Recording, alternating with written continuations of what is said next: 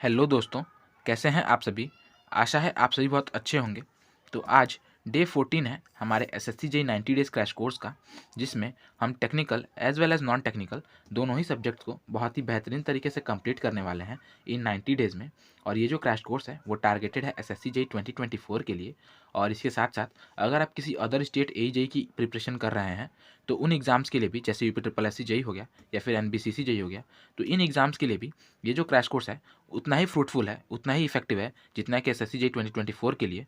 तो आप make sure करें कि आप जो है चैनल को सब्सक्राइब कर लें, जिससे कि आप भी इस क्रैश कोर्स से जुड़ जाएँ और आपकी भी प्रिपरेशन जो है बेहतर बन सके, आप भी अपने प्रिपरेशन को एक नेक्स्ट लेवल पे पहुंचा सकें और अपने सिलेक्शन को गारंटीड कर सकें। अगर बात करते हैं फ़िलहाल की, तो फ़िलहाल हमारा जो है बीएमसी और आरसीसी ये दोनों सब्जेक्ट्स हम पैरेलली पढ़ रहे हैं। और ये दोनों ही सब्जेक्ट जो हैं one of the most highest weightage रखते हैं किसी भी जेईई एग्ज़ाम में। तो आप मेक श्योर कीजिएगा कि आप जो है इन दोनों से रिलेटेड किसी भी तरह का जो टॉपिक है आपसे स्किप ना हो, किसी भी तरह का प्रीवियस लेक्चर हो और जो आपसे स्किप हुआ हो तो आप उसे कवर कर लीजिएगा, जिससे कि आगे चल के आपको रिवीजन करने में किसी तरह का बर्डन ना हो, रिवीजन करने में आसानी हो। और इसके साथ साथ अगर आज की बात करें तो इसके पहले वीडियो में, यानी कि पिछले वीडियो में हमने टिम्बर पढ़ा था। टिम्बर का पार्ट 1 हमने कंप्लीट कर दिया था और आज हम जो है टिम्बर पार्ट 2 करेंगे, यानी टिम्बर का अगला पार्ट जो हमारे से हमसे बाकी रह गया था उनको हम कंप्लीट करेंगे। और बेसिकली अगर मैं बात करूं तो इस वीडियो में हम टिम्बर के साथ साथ, यानी टिम्बर तो हम पढ़ेंगे ही, टिम्बर के साथ साथ हम लाइम और मोटार जो चैप्टर है, लाइम और मोटार, उन्हें भी कंप्लीट करेंगे। तो ये बहुत इंपॉर्टेंट लेक्चर होने वाला है आपके लिए। तो आप मेक श्योर कीजिएगा कि आप वीडियो में एंड तक बने रहें। और अगर बात करते हैं सबसे पहले टॉपिक की, तो वो है हमारा विनर्स।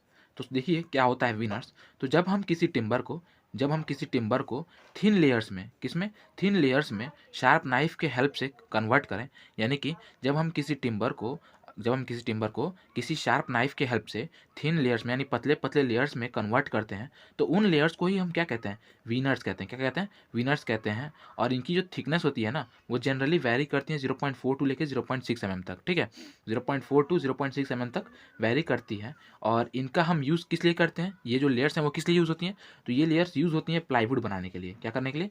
प्लाईवुड बनाने के लिए। ठीक है। और इसके साथ साथ अगर हम बात करें कि ये विनर्स कैसे वुड से बनाए जाते हैं, तो ये विनर्स जो हैं वो किसी भी ऑर्डिनरी वुड से बनाए जा सकते हैं। ठीक है। तो ये बात हो गई विनर्स की, हमने जाना विनर्स क्या होता है। अब जो है, क्योंकि विनर्स की हेल्प से हम क्या कर सकते हैं, प्लाईवुड बना पाते हैं। तो हम पढ़ेंगे कि प्लाईवुड से हमें, मतलब प्लाईवुड क्या होता है और उसके क्या क्या एडवांटेजेस हैं यूज़ करने से। तो उस बारे में हम बात करें अगर, तो प्लाईवुड जो होता है, plywood can be specified by there thickness. ठीक है, यानी कि जो हमारा प्लाईवुड है उसे हम स्पेसिफाई कर सकते हैं उसके थिकनेस से। यानी कि हम बता सकते हैं, जैसे होता है ना, डेजिग्नेट कर सकते हैं। वो एक तरह से कह सकते हैं कि इसकी थिकनेस ही इसकी यूनिट है, इसकी थिकनेस जो है वही इसकी यूनिट है। और इसके थिकनेस के ही थ्रू जो है हम बताते हैं, इसे क्या बोलते हैं, डिफाइन करते हैं। अगर कोई कहेगा कि प्लाईवुड चाहिए तो आप बता पाएंगे कि हाँ प्लाईवुड चाहिए तो कितना का चाहिए, कितने थिकनेस का चाहिए। तो वो होता है स्पेसिफिकेशन। तो उससे हम स्पेसिफाई करते हैं किससे, इसके थिकनेस से। उसके बाद अगर हम बात करें तो इसमें, यानी प्लाईवुड में, किसी भी प्लाईवुड में केवल क्या करते हैं, केवल ऑड नंबर्स ऑफ विनर्स होते हैं। यानी कि कोई भी प्लाईवुड अगर है ना, तो उसमें ऑड नंबर से ही विनर होंगे, यानी 3, फिर 5, फिर 7, इस तरह से होंगे। कभी 2, 4, 6 इस तरह के नंबर ऑफ प्लाईज आपको नहीं मिलेंगे वहाँ पे। ठीक है। तो ये बात आपको याद रखनी है कि there are only odd numbers of veneer glued together. ठीक है। और अगर हम बात करें मिनिमम नंबर ऑफ विनर की, तो किसी प्लाईवुड में जो मिनिमम नंबर ऑफ विनर हो सकता है वो कितना हो सकता है, 3 हो सकता है। ठीक है। और यहाँ पे आप इस टेबल से समझ सकते हैं कि अगर आपका नंबर ऑफ प्लाई यानी विनर जो है कितना होगा, मतलब अगर मान लीजिए कितना है, तो उसके अकॉर्डिंगली थिकनेस कितना होता है। तो अगर आपका जो नंबर ऑफ प्लाई है वो कितना है, 3 है, तो 3 प्लाई के लिए जो आपका थिकनेस मिलेगा आपको प्लाईवुड में, वो कितना होगा, 3 टू 5 mm होगा। ठीक है। और 5 प्लाई की अगर बात करें तो 5 टू 9 mm होगा। 7 प्लाई की बात करें तो 12 टू 16 mm तक का थिकनेस होगा आपके प्लाईवुड का। अगर आपका प्लाईवुड जो है वो 9 प्लाईज का है, यानी 9 विनर है उसमें, तो आपका जो थिकनेस होगा कितना होगा, 12 टू 19 mm होगा। और उसी तरह से अगर 11 प्लाई के लिए हम बात करें तो 19 टू 25 mm होगा। तो ये कुछ बात हो गई नंबर ऑफ प्लाईवुड्स, मतलब नंबर ऑफ प्लाईज और थिकनेस के रिलेशन की, कि हाँ नंबर ऑफ प्लाईज अगर इतनी है तो थिकनेस कितना हो सकता है, उसके बारे में हमने पढ़ा। अब देखिए, जो हमारा प्लाईवुड होता है ना, उसे हम 2 तरह से बना सकते हैं, एक है हॉट मेथड और एक है कोल्ड मेथड। और प्लाईवुड हम बनाते कैसे, अगर हमने अभी अभी बात किया, तो प्लाईवुड को हम क्या करते हैं, एक मतलब विनर्स को एक दूसरे के ऊपर रख के, ठीक है, उसको क्या करते हैं, ग्लू कर देते हैं, यानी प्रेशर के साथ ग्लू से चिपका देते हैं। ठीक है, प्रेशर के साथ ग्लू से चिपका देते हैं। तो एक होता है हॉट मेथड, एक होता है कोल्ड मेथड। जो हॉट मेथड होता है वो 150 डिग्री से लेकर 260 डिग्री सेल्सियस तक का मतलब तक वेरी करता है। इस टेम्परेचर पे हम जो है प्लाईवुड को बनाते हैं, ठीक है। इस टेम्परेचर पे हम जो है प्लाईवुड को प्रेशर देके और उसको जो है चिपका देते हैं। अगर हम बात करें कोल्ड मेथड की, तो कोल्ड मेथड में हम रूम टेम्परेचर पे ही वर्क करते हैं, ठीक है। तो ये बात हो गई इसकी कि हम कैसे बनाते हैं। अगर हम बात करें कि क्या-क्या हमें एडवांटेज मिलेगा, हम अगर किसी प्लाईवुड को यूज़ करेंगे तो देखिए काफ़ी एडवांटेजेस हैं हमारे प्लाईवुड के यूज़ करने से। तो पहला है कि plies are placed at right angle to each other so that the expansion and shrinkage is very low. यानी कि जो हमारे प्लाईज़ होते हैं ना मेरे भाई, जो हमारे प्लाईज़ हैं, अब देखिए ये मान लीजिए ये प्लाई ये एक हमारा, अब देखिए अगर ये कोई वुड लॉक था, ठीक है, टिम्बर था और उससे हमने ये 2 विनर्स निकाले, ठीक है, 2 विनर्स निकाल लिए। तो अब क्या होगा, अब देखिए विनर्स निकाले तो इसके ग्रेन किस तरह से, इस तरह से थे, मान के चलिए ग्रेन्स इस तरह से थे। तो यहाँ पे हम क्या करते हैं, हम जो प्लाईज होते हैं ना उन्हें हम राइट एंगल पे प्लेस करते हैं। अगर ये प्लाई इस तरह है तो इस प्लाई को हम उठा के इस तरह से रखेंगे, किस तरह से रखेंगे, इस तरह से रखेंगे। और इस तरह से रख के ग्लू करने से हमें क्या होता है, हमें क्या फ़ायदा मिलेगा, तो इस तरह से ग्लू करने से हमें ये फ़ायदा मिलता है कि अगर आपका कभी श्रिंकेज हुआ या फिर कभी थर्मल स्ट्रेसेस जनरेट होने की कोशिश किए तो क्या होगा, मान लीजिए मान लीजिए कि श्रिंकेज हो रहा है, ठीक है, श्रिंकेज हो रहा है। तो ये जो है, अगर ये वाला जो आपका ये है क्या बोलते हैं, जो पहला ये मान लीजिए वो विनर 1 था और ये विनर 2 था, तो जो विनर 1 है वो श्रिंक करना चाहेगा किस डायरेक्शन में, इस डायरेक्शन में।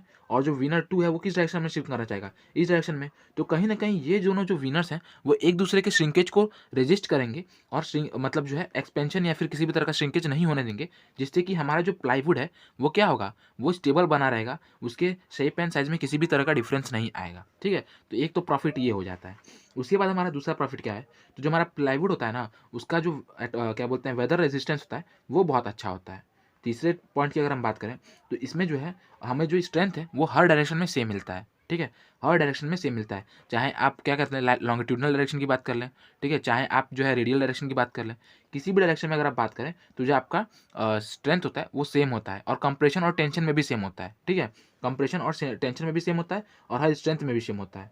तो ये बात हो गई, इसलिए जो है, तो अब अगर हम बात करते हैं इसके अगले पॉइंट की, तो इसका अगला पॉइंट ये है कि स्ट्रॉन्गर देन ऑर्डिनरी टिम्बर। यानी कि ये अब जैसा कि मैंने बताया, ऑब्वियस सी बात है, इस पॉइंट से आपको पता चलेगा होगा कि जो ये हमारा प्लाईवुड होता है, जो हमारा प्लाईवुड होता है वो हमारा क्या होता है, स्ट्रॉन्गर होता है किससे, ऑर्डिनरी टिम्बर से, ठीक है।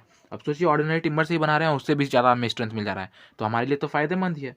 तो इसलिए हम मतलब ये करते हैं, सजेस्ट करते हैं कि हमें जहाँ ज़रूरत हो वहाँ पे हम प्लाईवुड को ही यूज़ करें।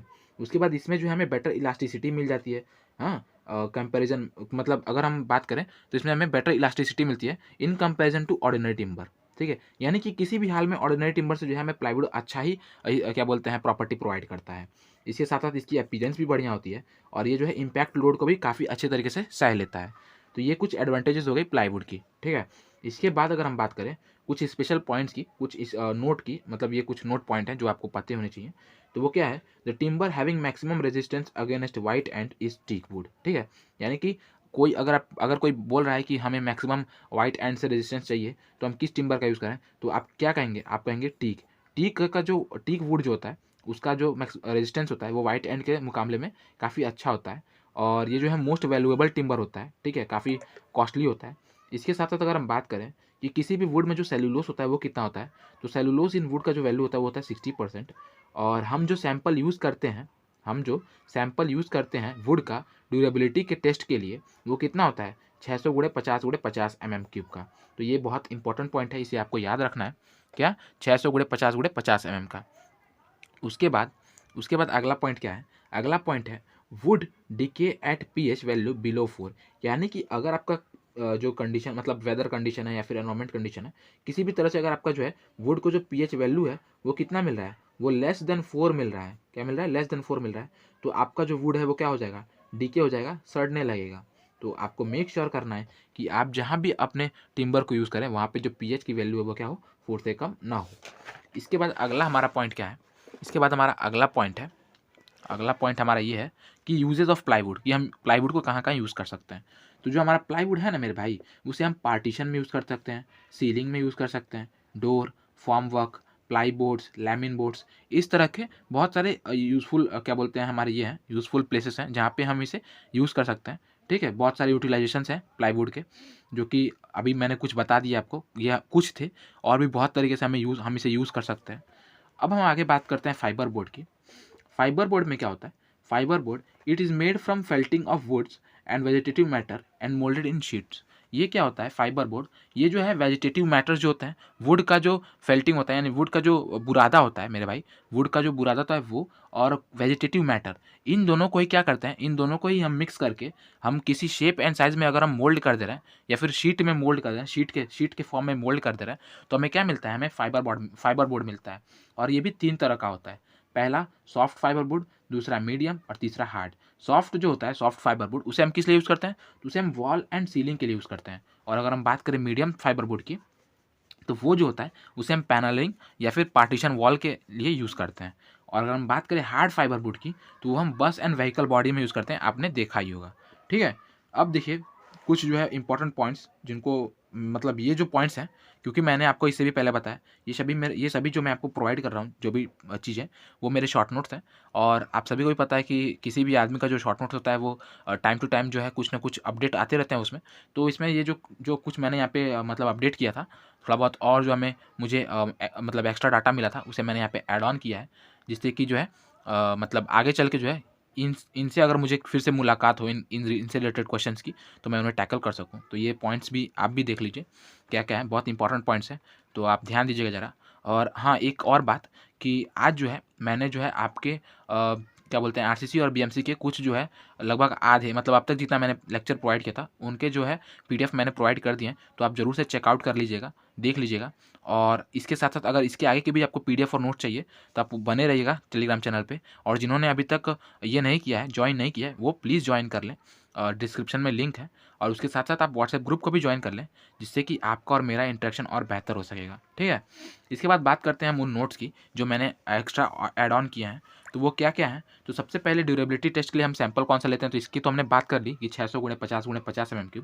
इसके साथ साथ अगर हम बात करें ड्यूरेबिलिटी की, कि अगर हम कोई वुड है तो हम कब कहेंगे कि वो हाई ड्यूरेबिलिटी का है या फिर मीडियम ड्यूरेबिलिटी का है? तो अगर आपका जो लाइफ है, अगर आपका वुड का जो लाइफ है वो 10 ईयर्स से ज़्यादा है, क्या है, 10 ईयर्स से ज़्यादा है, तो हम कहेंगे कि हाँ, हमारा जो वुड है वो हाईली ड्यूरेबल है। अगर 5 to 10 ईयर्स के बीच में वैरी करता है तो मीडियम ड्यूरेबल है। और अगर लो ड्यूरेबल है तो उसका जो लाइफ होने वाला है वो कितना होने वाला है? वो 5 साल से भी कम होने वाला है। ठीक है, इसके बाद देखिए क्लासिफिकेशन है, कि classification of timber on the basis of modulus of elasticity. यानी कि अगर हम मॉडुलस ऑफ इलास्टिसिटी को मद्देनज़र रखते हुए हम टिम्बर को क्लासीफाई करें, तो हम जो है 3 तरह से क्लासीफाई कर सकते हैं। और ये जो क्लासिफिकेशन है वो IS 399 में दिया हुआ है। ठीक है, तो आप इसे भी याद रखिएगा। तो देखिए group A, group B, group C, ये 3 हमें ग्रुप्स मिलती हैं मॉडुलस ऑफ इलास्टिसिटी के बेसिस पे अगर हम क्लासीफाई करें तो। अगर आपका जो है अगर आपका जो है मॉडुलस ऑफ इलास्टिसिटी जो है किसी वुड का, वो 12.5 किलोन्यूटन पर mm² से ज़्यादा हो, ठीक है, 12.5 किलोन्यूटन पर mm² से ज़्यादा हो, तो आपका जो मतलब जो आपका टिम्बर है वो कैसा कहलाएगा? वो क्लास ए का कहलाएगा, क्लास ए का टिम्बर है। अगर 9.8 से 12.5 के बीच में मतलब ये कर रहा है, वेरी कर रहा है मॉडुलस ऑफ इलास्टिसिटी का वैल्यू, तो वो कैसा हो जाएगा? तो वो ग्रुप बी का टिम्बर हो जाएगा। और अगर आपका 9.8 से भी कम है ना मेरे भाई, तो वो क्या हो जाएगा? तो वो ग्रुप सी का टिम्बर हो जाएगा।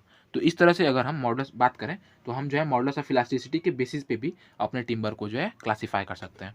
इसके बाद हम बात करेंगे classification on the basis of availability, यानी कि अवेलेबिलिटी कितनी है किसी एरिया में किसी भी टिम्बर की, इसके हिसाब से अगर हम बात करें तो हम इसमें भी हम 3 कैटेगरी में बांट सकते हैं। पहला है एक्स, दूसरा है वाई, तीसरा है जेड, एक्स वाई जेड।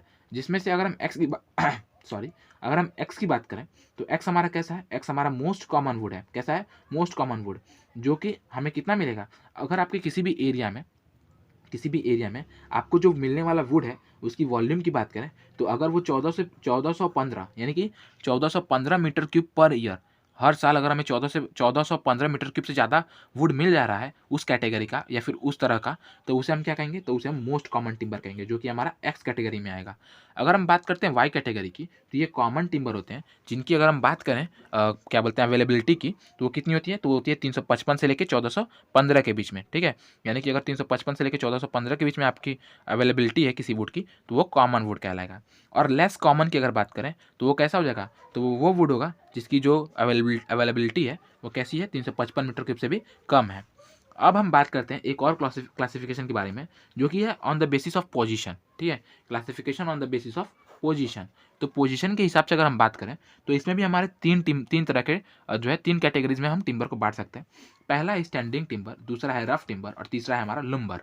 ठीक है, या फिर कन्वर्टेड टिम्बर। तो जो हमारा स्टैंडिंग टिम्बर होता है ना मेरे भाई, वो हम लिविंग टिम्बर को कहते हैं। यानी कि मान लीजिए आपका जो लकड़ी है वो एज इट इज़, मतलब जो आपका पेड़ है वो एज इट इज़ खड़ा है, तो उसे जो है लिविंग टिम्बर, वो लिविंग ट्री है तो उसे हम क्या कहते हैं, स्टैंडिंग टिम्बर कहते हैं, वो खड़ा हुआ है। और रफ टिम्बर किसे कहते हैं, वो टिम्बर जिसे हमने काट के गिरा दिया है लेकिन किसी तरह से कन्वर्ट नहीं किया है, काट पीट नहीं किया उसमें, किसी तरह की एज सच नहीं किया, बस उसे हमने काट के गिरा दिया है, तो वो हमारा जो है फेल्ड टिम्बर, फेल्ड ट्री है। कैसा ट्री है, फेल्ड ट्री, यानी ट्री को बस काट के तो आपने गिरा दिया, तो फेल्ड ट्री है, उसे हम क्या कहते हैं, रफ टिम्बर कहते हैं। और अगर हम बात करें लुम्बर की, LUMBR, लंबर की यानी लुम्बर की, और कन्वर्टेड टिम्बर, लुम्बर को ही कन्वर्टेड टिम्बर कहते हैं। और ये क्या, ये कैसा होता है, ये होता है logs of timber sawn into planks. यानी कि जब आपका जो टिम्बर है उसे हम क्या बोलते हैं, प्लैंक्स में, यानी कि जो भी आपके प्लैंक्स हैं उनमें हम सॉ कर लेते हैं, उनमें हम कट करके रख लेते हैं, तो उसे हम लुम्बर कहते हैं। ठीक है, इसके बाद हम बात करते हैं कुछ थोड़े बहुत पॉइंट की श्रिंकेज के बारे में। ठीक है, कि टिम्बर में भी श्रिंकेज होता है तो वो किस तरह से होता है। तो अगर हम बात करते हैं लीनियर डायरेक्शन में, तो लीनियर डायरेक्शन में आपका श्रिंकेज कितना होगा, तो होगा 0.1 टू लेके 0.3% तक। आपको भी पता होगा, इसे आप इस तरह से समझ सकते हैं मेरे भाई। देखिए, जब हम, आपने देखा होगा, अगर हम किसी मतलब हरे लकड़ी को काट के लेके आके हमने रखा यहाँ पे, ठीक है मेरे भाई, हमने ला के रखा और इसकी लेंथ कुछ इतनी बड़ी है, ठीक है, एज इट इज़, मतलब आप सपोज करिए कि इतनी बड़ी है, तो आप जब इसको 1 साल बाद भी देखेंगे ना मेरे भाई, तो इसके लेंथ में बहुत एज सच कुछ डिफरेंस नहीं आया होगा। ठीक है, लेंथ में एज सच कोई डिफरेंस नहीं आया होगा। लेकिन अगर आप बात करें इसके रेडियल की, मतलब इसके रेडियस की, तो हाँ, ये कुछ ना कुछ कहीं पतला हुआ होगा। जितना मोटाई था इसका उससे पतला हो गया होगा, यानी कि जो रेडियल डायरेक्शन में होता है उसमें श्रिंकेज ज़्यादा होता है। ठीक है, तो इसलिए इस तरह से आप थोड़ा सा समझ सकते हैं कि लीनियर डायरेक्शन में आपका जो श्रिंकेज होता है वो बहुत कम होता है, 0.1 टू लेके 0.3% तक। अगर हम बात करते हैं रेडियल डायरेक्शन की, तो उसमें होता है 3 टू 6%। कितना होता है, 3 टू 6%। और अगर हम बात करें टेंजेंशियल डायरेक्शन की, ठीक है, टेंजेंशियल डायरेक्शन की, तो उसमें कितना होता है, तो उसमें होता है 7 टू 12%। ठीक है, तो ये कुछ बात हो गई श्रिंकेज के वैल्यू की, जिसे आपको याद रखना था। इसके बाद हम बात करते हैं कुछ इंपॉर्टेंट ट्रीज की और उनके यूजेस की। तो देखिए, सबसे पहला ट्री हम किसके बारे में पढ़ेंगे, चीड़ के बारे में। तो चीड़ कैसा होता है, तो इसको इसको मैंने आपको पिछले वीडियो में भी बताया था कि जो चीड़ होता है वो आपका कैसा वुड होता है, वो आपका कॉनिफर होता है, यानी सॉफ्ट वुड होता है। तो यहाँ पे वही बताया गया है कि ये एक लाइट वेट वुड है और ये जो है लो क्वालिटी वर्क के लिए यूज़ किया जाता है। अगर हम बात करते हैं देवदार की, तो देवदार भी लाइट वेट वुड ही है और इसका यूज़ हम किस लिए करते हैं, रेलवे स्लीपर्स के लिए, स्ट्रक्चरल वर्क्स के लिए और पाइलिंग के लिए जो है इसका यूज़ हम कर लेते हैं देवदार की। इसके बाद हम बात करते हैं साल की। तो साल एक जो है ब्रॉड लीफ ट्री है, डेसिडस ट्री है, और ये कैसा होता है, हार्ड एंड हैवी होता है। और इसमें जो है इसे हम हर तरह से यूज़ कर सकते हैं एक्सेप्ट ऑफ ऑर्नामेंटल वर्क, क्योंकि हार्ड होता है तो ऑब्वियस सी बात है, हार्ड है तो इसे हम स्कल्प नहीं कर पाएंगे, इस पे हम ऑर्नामेंटल वर्क नहीं कर पाएंगे, लेकिन और दूसरे जो वर्क्स हैं उनको हम जरूर से कर सकते हैं। इसके बाद आता है हमारा बबूल ट्री। ठीक है, तो बबूल ट्री जो होता है उससे हम एग्रीकल्चरल टूल्स बनाते हैं। ठीक है, एग्रीकल्चरल टूल और इक्विपमेंट में हम जो है बबूल ट्री का जो है यूज़ करते हैं। इसके बाद हमारा अगला क्वेश्चन की हम बात करें, तो अगले वुड की अगर हम बात करें, तो अगला वुड है हमारा टीक। टीक जो है वो एक बहुत स्ट्रॉन्ग और हार्ड वुड, मतलब हार्ड ये होता है, टिम्बर होता है, वुड होता है, और ये जो है काफ़ी अच्छा वुड होता है। इसको मैंने आपको बताया था कि मोस्ट वैल्यूएबल होता है, बहुत कॉस्टली होता है, और इसके साथ साथ इसकी जो क्वालिटी होती है ना मेरे भाई, हाई क्वालिटी फर्नीचर के लिए प्रोवाइड किया जाता है। हाई क्वालिटी फर्नीचर हो गया, रेलवे स्लीपर्स हो गया, तो इन सब के लिए जो है हमारा टीक वुड यूज़ होता है। इसके बाद बात करते हैं हम अगले ट्री की, जो कि है हमारा शीशम। शीशम भी काफ़ी अच्छा वुड होता है, काफ़ी ड्यूरेबल होता है, तो ये भी स्ट्रॉन्ग एंड हैवी वुड होता है, और इसे भी high quality chair and tables बनाने के लिए यूज़ करते हैं। इसके साथ साथ जब हम वुडन जैसे पहले जो है हम क्या करते थे, पहले जब हमें जो है जब आरसीसी का उतना ज़्यादा प्रचलन नहीं था, तो हम वुड्स के थ्रू ही हम जो है बीम का फॉर्मेशन करते थे। तो उस समय जो है एज अ बीम किसको यूज़ करते थे, शीशम को यूज़ करते थे। और अगर आप देखें तो जैसे अभी भी ऐसा नहीं है कि लकड़ियों के मकान नहीं बनते। जापान में आप देखें तो बहुत सारे जो है लगभग जो है मकान होते हैं वो लकड़ियों के बनती हैं। तो वहाँ पे भी अगर आप बात करें तो अगर शीशम अवेलेबल है तो बीम के लिए हम उसे यूज़ कर सकते हैं। उसके बाद हम बात करते हैं मलबरी की। मलबरी एक ऐसा वुड है जिसे हम मोस्टली यूज़ करते हैं स्पोर्ट्स वुड के लिए। ठीक है, स्पोर्ट्स में जो हमारा जैसे बैट हो गया, हॉकी हो गया, इन सबसे रिलेटेड जो हमारे वुड्स जो इनमें लगते हैं वो कैसे होते हैं, वो मलबरी ट्री के होते हैं। इसके बाद है हमारा जैक ट्री है ना, उसे हम म्यूजिकल इंस्ट्रूमेंट के लिए यूज़ करते हैं। और इसके बाद है बेंटिक। बेंटिक का हम बोट मेकिंग के लिए यूज़ करते हैं, बोट बनाने के लिए। और कैल ट्री जो है उसे हम मैच स्टिक्स बनाने के लिए यूज़ करते हैं, ठीक है। तो ये कुछ वुड्स थे जिनके बारे में हमने जाना और जिनकी यूजेस को हमने जाना। बहुत इंपॉर्टेंट पॉइंट है, आपको सभी चीज़ों को याद रखना है। इसके बाद हम पढ़ेंगे प्लैंक क्या होता है, ठीक है। प्लैंक क्या होता है, बोर्ड क्या होता है।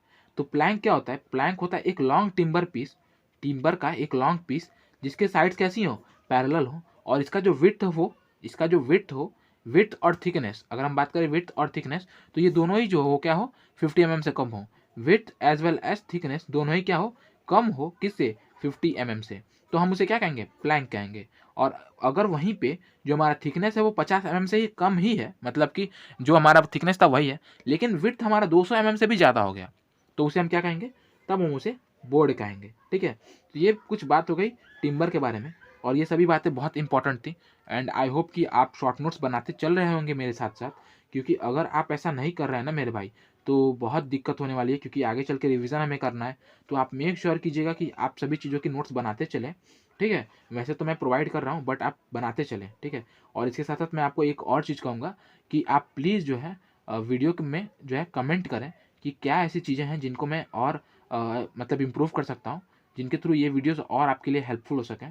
तो इसे आप ज़रूर से कमेंट कीजिएगा और बताइएगा कि कंटेंट कैसा लग रहा है, कंटेंट सही लग रहा है कि नहीं लग रहा है। आपसे पीवाईक्यूज़ आप सॉल्व कर रहे हैं तो लग जा रहे हैं कि नहीं लग जा रहे हैं। तो इन सब चीज़ों को आप ज़रूर से बताइएगा। और अगर कोई ऐसा डाउट है तो आप हमारे व्हाट्सएप ग्रुप से भी जुड़ सकते हैं, आप वहाँ भी हमसे इंटरेक्ट कर सकते हैं। आपके ग्रुप्स को, आपके डाउट्स को बहुत बेहतरीन तरीके से सॉल्व किया जाएगा। तो ये था। इसके बाद हम पढ़ेंगे अगला चैप्टर, जो कि हमारा क्या है, लाइम एंड मोर्टार। क्या है, लाइम एंड मोर्टार। तो अगर हम बात करें मोर्टार की, तो मोर्टार क्या होता है, मोर्टार एक मिक्सचर होता है, किसका, मोर्टार एक मिक्सचर होता है सीमेंट, बाइंडिंग मटेरियल और फाइन एग्रीगेट का, ठीक है। बाइंडिंग मटेरियल, फाइन एग्रीगेट और वाटर का, ठीक है। इससे हम क्या बनाते हैं, मोर्टार बनाते हैं। इससे पहले, ये सब चीज़ें पढ़ने से पहले, मोर्टार को पढ़ने से पहले हम सबसे पहले किसे पढ़ लें, हम सबसे पहले पढ़ लेंगे किसको, लाइम को, ठीक है। लाइम को पढ़ने के बाद फिर हम जो है मोर्टार को पढ़ लेंगे। एज सच कोई बहुत बड़ा टॉपिक नहीं है, बट इंपॉर्टेंट जरूर है, ठीक है। तो हम बात करते हैं लाइम की। तो जो हमें लाइम है ना भाई, जो हमें लाइम है वो हमें मिलता है लाइमस्टोन से, ठीक है, कैल्सिनेशन के द्वारा। अगर हम लाइमस्टोन को कैल्सिनेट करें, कैल्सिनेशन का मतलब होता है, देखिए यहाँ पे बताया गया है कैल्सिनेशन क्या होता है।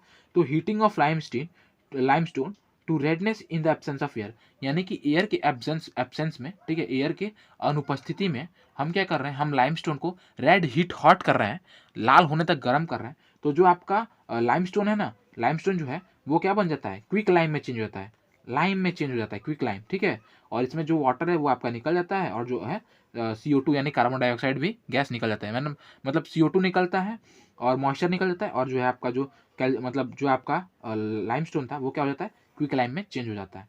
इसके बाद अगर हम बात करें स्लेकिंग की, स्लेकिंग क्या होता है, तो स्लेकिंग वो प्रोसेस होता है, मतलब कि जब आप जो है लाइम को वाटर में मतलब डालेंगे, यानी वाटर के साथ रिएक्ट कराएंगे। और हम सभी को पता है जो लाइम होता है ना, वो वाटर के साथ बहुत अच्छी एफिनिटी रखता है, वेरी हाई एफिनिटी रखता है। एफिनिटी मतलब प्यार, उसे पानी से बहुत प्यार होता है, ठीक है। तो वो क्या करता है, वो भरसक कोशिश करता है कि उसे वाटर मिल जाए और रिएक्ट कर जाए, और वो क्या करे, रिएक्ट कर ले। तो जब ये रिएक्शन होता है ना, तो इसी रिएक्शन को क्या कहते हैं, इसी रिएक्शन को स्लेकिंग कहते हैं। यानी जब लाइम जो है वाटर के साथ रिएक्ट कर रहा है तो उसे हम स्लेकिंग कहते हैं। और ये जो क्या बोलते हैं, ये जो मतलब क्या बोलते हैं प्रोसेस होता है, वो जो है बहुत स्लो होता है, ठीक है। मतलब जो लाइम है वो बहुत धीरे धीरे बहुत धीरे धीरे सेट होता है, सेट से स्लोली, ठीक है। लेकिन जो स्लेकिंग होता है ना, मतलब जो रिएक्शन का जो प्रोसेस होता है वो बहुत तेज़ी से करता है। और ये कैसा प्रोसेस होता है, ये एक एनर्जी, मतलब कि इसमें से एनर्जी निकलता है, ठीक है। इससे एनर्जी लगती नहीं है, मतलब इस रिएक्शन में जो है काफ़ी हाई मात्रा में, हाई अमाउंट ऑफ एनर्जी जो है रिलीज होती है, high amount of energy release होती है। तो इसे भी आपको ध्यान में रखना है। इसके बाद हम बात कर लिए कैल्सिनेशन की। इसके बाद हम बात करेंगे हाइड्रोलिसिटी की। हाइड्रोलिसिटी एक तरह की प्रॉपर्टी होती है लाइम की, जिसके थ्रू वो क्या कर सकता है, वो जो है एयर के मतलब एयर के एब्सेंस में, या फिर आप कह सकते हैं डैम्पनेस में, या फिर अंडर वाटर भी जो है सेट हो सकता है, हाँ सेट हो सकता है। तो इस प्रॉपर्टी को, यानी कि एयर के एब्सेंस में अगर आपका लाइम सेट हो जा रहा है, तो इसी प्रॉपर्टी को हम क्या कहते हैं, हाइड्रोलॉसिटी कहते हैं। और ये किसकी वजह से होता है, तो ये होता है क्ले की वजह से। अगर आपके लाइम में कहीं ना कहीं इम्प्योरिटी है, क्ले है, तो वो क्या होगा, वो हाइड्रोलिक होगा, यानी कि उसमें हाइड्रोलॉसिटी प्रेजेंट होगी। इसके बाद हम बात करते हैं किसकी, इसके बाद हम बात करते हैं मिल्क ऑफ लाइम की। तो मिल्क ऑफ लाइम हम किसे कहते हैं? तो ये जो है एक मतलब जब आप क्या बोलते हैं, अगर आप जब लाइम को पानी से रिएक्ट कराएँगे, तो अगर आपका जो पानी है वो ज़्यादा वो मतलब मात्रा में है, तो क्या होगा, लाइम और वाटर का जो है एक फ्लूइड सस्पेंशन बन जाएगा, ठीक है? फ्लूइड सस्पेंशन बन जाएगा, ठीक है? उसे ही हम मिल्क ऑफ लाइम कहते हैं। अगर हम बात करते हैं पीओपी यानी प्लास्टर ऑफ पेरिस की, जिसे हम बेसिकली ऑर्नामेंटल वर्क्स में यूज़ करते हैं। अगर हम बात करें इसकी, तो ये भी हम किससे बनाते हैं? ये भी हम जिप्सम से ही बनाते हैं, ठीक है? ये हम जिप्सम से बनाते हैं, कैसे? कैल्सिनेशन करके, ठीक है? आपने हाई स्कूल में भी पढ़ा होगा कि क्या कहते हैं, प्लास्टर जिप्सम को जब हम जिप्सम जिसका फॉर्मूला होता है CaSO4.2H2O, इसे जब हम कैल्सिनेट करते हैं तो हमें मिलता है CaSO4.12H2O, जो कि हमारा क्या कहलाता है, पीओपी कहलाता है, जिसे हम मतलब ऑर्नामेंटल वर्क के लिए जो है यूज़ करते हैं, ठीक है? उसके बाद हम बात करते हैं अगर क्लासिफिकेशन की, तो लाइम को हम तीन कैटेगरी में जो है क्लासीफाई कर सकते हैं। पहला है फैट लाइम, दूसरा है हाइड्रोलिक लाइम और तीसरा है पुअर लाइम, ठीक है?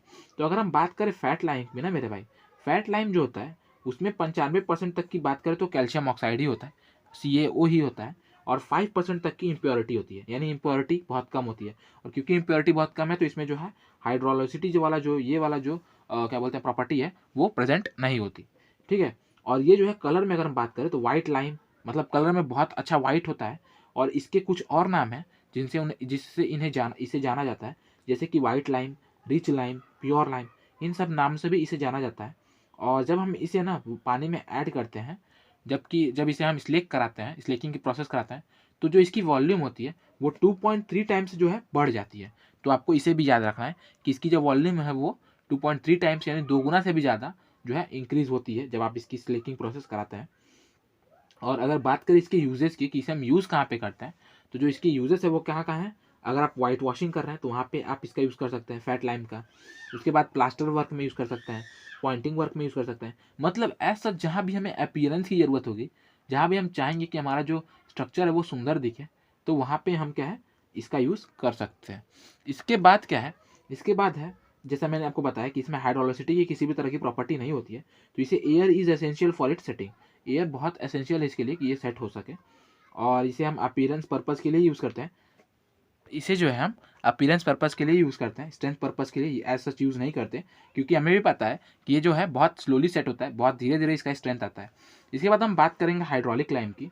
हाइड्रोलिक लाइम में क्या होता है, इसमें जो है 5 टू 30% इम्प्योरिटी होती है, यानी कि इसमें इसकी मात्रा में कुछ ज़्यादा इम्प्योरिटी होती है, जिसकी वजह से इसमें क्या होता है, हाइड्रोलिसिटी का जो है प्रॉपर्टी होता है, ठीक है? तो ये जो है अंडर वाटर या फिर डैम्प प्लेसेस या फिर जहाँ पे एयर अवेलेबल नहीं है, वहाँ पे भी सेट हो सकता है। इसके साथ-साथ अगर हम बात करें इसके यूजेस की, तो ये जो है मैसनरी वर्क में यूज़ होता है, कंस्ट्रक्शन वर्क में यूज़ होता है। तो ये जो है एज़ सच हमें स्ट्रेंथ देता है, क्योंकि इसमें हाइड्रोलिसिटी है, तो इसमें अच्छी खासी स्ट्रेंथ हमें मिल जाती है। क्योंकि मैंने आपको एक बार और बताया था कि जब आपका जो क्योंकि एज़ क्ले भी एक तरह का जो है पोज़ोलानिक मटेरियल ही है। तो मैंने आपको बताया था कि जब क्ले या पोज़ोलानिक मटेरियल जो होते हैं, वो जब लाइम से वाटर के प्रेज़ेंट में लाइम से रिएक्ट करते हैं, तो उनमें भी बाइंडिंग प्रॉपर्टी आती है, उनमें भी स्ट्रेंथ आ जाता है। तो एज़ सच वही फिनोमेना यहाँ पे भी एक्ट करता है, जिसकी वजह से इसमें भी जो है स्ट्रेंथ आ जाती है। तो ये भी जो है यूज़ फॉर स्ट्रेंथ पर्पज़, ये स्ट्रेंथ पर्पज़ के लिए यूज़ होता है। और क्योंकि इसमें इम्प्योरिटी थोड़ी ज़्यादा है, तो इसका जो कलर है वो थोड़ा-थोड़ा क्ले टाइप का होता है। लेकिन हाँ, इसकी स्ट्रेंथ बहुत अच्छी होती है। मैसनरी वर्क, कंस्ट्रक्शन वर्क के लिए यूज़ करते हैं, स्ट्रक्चरल वर्क के लिए यूज़ करते हैं। एयर वाले जहाँ पे एयर नहीं है, वहाँ पे भी इसे हम सेट कर सकते हैं। हाइड्रोलिसिटी की प्रॉपर्टी होती है। क्ले के बारे में मैंने बता दिया, तो ऐसा बहुत सब चीज़ें हो गई इसके बारे में भी। अब हम बात करते हैं पुअर लाइम की। पुअर लाइम में जो है इम्प्योरिटी आपका 30% से ज़्यादा होता है, और अगर आपका ऐसा हुआ ना, तो इसका कोई यूज़ नहीं बचता है। तो इसे नहीं मतलब हम लोग नहीं पढ़ रहे हैं। इसके बाद हम पढ़ रहे हैं कि use of lime in various field, कि वेरियस फील्ड में इसका क्या यूज़ होता है। तो यूज़ फॉर फिनिशिंग एक्टिविटीज़, ठीक है, मैंने आपको बताया।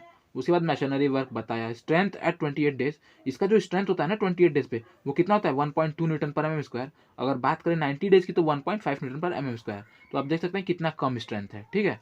इसके बाद हम इसे स्टेबलाइजेशन ऑफ सॉइल में भी यूज़ करते हैं, और ग्लास के मैन्युफैक्चरिंग में भी यूज़ करते हैं।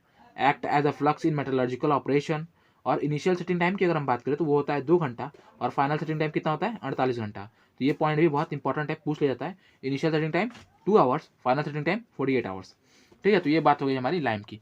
अब हम बात करेंगे किसकी, अब हम बात करेंगे मोर्टार की, हमारे मोर्टार की। तो मोर्टार में क्या होता है, 2 चीज़ होता है, एक होता है बाइंडिंग मटेरियल और एक होता है फाइन एग्रीगेट यानी सैंड।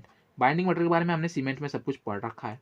और एक चीज़ आप जानिए, जो बाइंडिंग मटेरियल होता है ना, उसे हम मैट्रिक्स भी कहते हैं, और जो फाइन एग्रीगेट होता है उसे हम अडल्ट्रेंट कहते हैं। आप इसे इस तरह से याद रख सकते हैं, fine aggregate, A for aggregate, या फिर एग्रीगेट अडल्ट्रेंट। ठीक है, एग्रीगेट अडल्ट्रेंट कहीं ना कहीं एक तरह से थोड़ा थोड़ा जो है राइमिंग वर्ड सा लग रहा है, और इससे भी आप याद सकते हैं कि A for aggregate, A for adulterant, और यहाँ पे बाइंडिंग मटेरियल तो M for material, M for matrix. तो इस तरह से आप इसे याद रख सकते हैं। इसके बाद है क्लासिफिकेशन ऑफ मोटार, कि हम मोटार को किस तरह से क्लासीफाई करते हैं। तो मोटार को हम बेसिकली 3 तरह से क्लासीफाई कर सकते हैं। पहला है टाइप ऑफ मोटार में कि सुर्खी motor, gauge motor, cement motor और लाइम मोटार। तो सुर्खी मोटार हो सकता है जिसमें हम लाइम और सुर्खी का जो है यूज़ करते हैं, जिसमें हम फाइन एग्रीगेट के रूप में जो है सुर्खी का यूज़ करते हैं। सुर्खी कुछ नहीं होता, सुर्खी जो होता है वो आपका ब्रिक का जो है, अगर आप ब्रिक को जो है पीस दें तो जो आपको फाइन पाउडर मिलेगा उसे ही हम सुर्खी कहते हैं। ठीक है, तो ये बात हो गई सुर्खी मोटार की। अब हम बात करते हैं गेज मोटार की। तो जो गेज मोटार होता है ना मेरे भाई, उसमें सीमेंट, लाइम, सैंड, मतलब दोनों ही बाइंडिंग मटेरियल, सीमेंट और लाइम दोनों का ही यूज़, दोनों ही बाइंडिंग मटेरियल का यूज़ करते हैं, तो इसे गेज मोटार कहते हैं। तो इससे भी रिलेटेड क्वेश्चन आते हैं कि सीमेंट और लाइम जिस मोटार में हम एक साथ यूज़ करते हैं उसे क्या कहते हैं, तो उसे हम गेज मोटार कहते हैं। उसके बाद सीमेंट मोटार आप सभी को मालूम है, लाइम मोटार आप सभी को मालूम है। इसके बाद हम बात करेंगे बल्क डेंसिटी की, कि बल्क डेंसिटी के अकॉर्डिंगली हम कितने टाइप्स के मोटार को डिफाइन कर सकते हैं। तो वो बेसिकली 2 है। ठीक है, पहला है लाइट डेंसिटी, दूसरा है हैवी डेंसिटी मोटार। तो जो आपका लाइट डेंसिटी मोटार होता है ना मेरे भाई, वो किस कब कहते हैं, तो अगर आपका जो लैम्डा है, यानी कि जो अगर आपका जो डेंसिटी है वो कितना है, 15 किलोन्यूटन पर मीटर क्यूब से कम है, ठीक है, 15 किलोन्यूटन पर मीटर क्यूब से कम है, तो उसे हम लाइट डेंसिटी कहेंगे, और अगर इससे ज़्यादा है तो हम इसे हैवी डेंसिटी कहेंगे। ठीक है, तो ये बात हो गई हमारे बल्क डेंसिटी की। उसके बाद है स्पेशल टाइप ऑफ मोटार। कुछ ऐसे मोटार होते हैं जिन्हें हम स्पेशल टाइप कह सकते हैं, क्योंकि वो स्पेशली एक पर्टिकुलर कंडीशन के लिए जो है बनाई जाती है, पर्टिकुलर कंडीशन को ध्यान में रख के बनाई जाती है, तो उन्हें हम स्पेशल टाइप ऑफ मोटार कहते हैं। जैसे हमारा फायर रेजिस्टिंग मोटार, जैसे हमारा साउंड एब्जॉर्बिंग मोटार।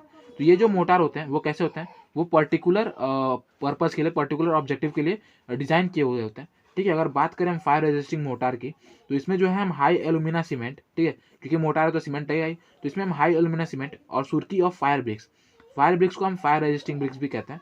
ठीक है, तो जो हमारे फायर रेजिस्टिंग ब्रिक्स होते हैं उनके सुर्खी को, यानी उसको पीसेंगे तो जो हमें पाउडर मिलता है उसे, और हाई एल्यूमिना सीमेंट से जो हम मोटार बनाते हैं उसे हम फायर रेजिस्टिंग मोटार कहते हैं।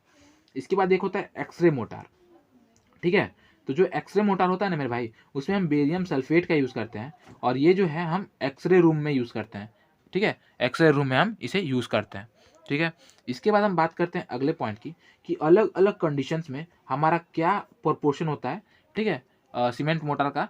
तो उसके बारे में अगर बात करें तो डीपीसी या फिर कंक्रीट पेमेंट की बात करें, देखिए आप इस तरह से समझ सकते हैं कि आपका जो डीपीसी है या फिर जो आपका कंक्रीट पेमेंट है, हमें बहुत अच्छा स्ट्रेंथ चाहिए। हम चाहते हैं कि हमारा किसी भी तरह का ये ना हो, डिफेक्ट ना हो डीपीसी में, क्योंकि अगर ये कहीं ना कहीं इस पे डिफेक्ट आया तो हमारे पूरे होल स्ट्रक्चर पे जो है मॉइस्चर का जो है संकट घेर देगा। तो हम नहीं चाहते कि किसी भी तरह से कमी पड़े। उसके बाद सेम हाल हमारा कंक्रीट पेमेंट में है, हम चाहते हैं कि अच्छा वियर मिले, बहुत अच्छे तरीके से हमें जो है स्ट्रेंथ मिले, जिससे कि इस पर गाड़ियाँ आ जा सके बेहतर तरीके से। तो हम इसमें जो सीमेंट मोटर यूज़ करेंगे वो कैसा करेंगे, बेस्ट यूज़ करेंगे, जो है 1:2 प्रोपोर्शन का है। इसके बाद है प्लास्टरिंग हो गया, मशीनरी वर्क हो गया सुपर स्ट्रक्चर में। तो सुपर स्ट्रक्चर है तो इसलिए यहाँ पे हम कैसा यूज़ करेंगे, 1:3 करेंगे। और वही अगर मशीनरी करना हो हमें सब स्ट्रक्चर में, यानी फाउंडेशन में, ठीक है, तो हम कैसा यूज़ करेंगे, 1:6 यूज़ करेंगे। ठीक है, क्योंकि एज सच आगे चल के इसमें मट्टी ही डाल देना है, और सॉइल भी हमें स्ट्रेंथ कुछ प्रोवाइड करेगा ही, तो इसलिए जो है हम इसमें 1:6 ही लेते हैं। उसके बाद अगर हम बात करें पॉइंटिंग की, तो पॉइंटिंग में जो है हम 1:1 से लेकर 1:3 तक, यानी ये 2 वैल्यू के बीच में ले लेते हैं, वेरी करता है। ठीक है, तो ये बात हो गई। और सब ये जो है सीमेंट मोटर की बात हुई है मेरे भाई। ठीक है, तो ये कुछ बातें हो गई हमारे टिम्बर और लाइम मोटर की, और यही था आज के वीडियो में। आज के वीडियो में हमने टिम्बर पार्ट 2 और साथ ही साथ जो है लाइम एंड मोटर से जो भी इंपॉर्टेंट टॉपिक्स थे उन्हें हमें कवर कर लिए, और ये सभी इंपॉर्टेंट टॉपिक्स है। आप मेक श्योर करें कि आप इन सभी के जो है शॉर्ट नोट्स बनाते चलें। पीडीएफ भी मैं अपने टेलीग्राम चैनल पे प्रोवाइड कर दूंगा। इसके साथ साथ अगर कंटेंट पसंद आया तो ज़रूर से कमेंट करें, मुझे बताएं कि हाँ कंटेंट अच्छा लग रहा है। कुछ कमी रही तो वो भी बताएं कि हाँ ये चीज़ की कमी है, आप इसे और सुधार करिए। मैं ये मतलब मेरी ये पूरी कोशिश रहेगी कि मैं आपको मतलब अपनी तरफ से बेस्ट पॉसिबल अच्छा कंटेंट प्रोवाइड कर सकूँगा। तो मेरी पूरी कोशिश रहेगी कि मैं जो हूँ उसे इम्प्रूव करूँ, उस गलती को सुधारूँ। इसके साथ साथ आपको कंटेंट पसंद आया हो तो आप वीडियो को भी लाइक करिएगा, कमेंट करिएगा, शेयर करिएगा अपने दोस्तों से, और अपने प्रिपरेशन में इसी तरह से लगे रहिएगा। ठीक है, तो ये था इस वीडियो में। Keep learning, keep watching, thank you.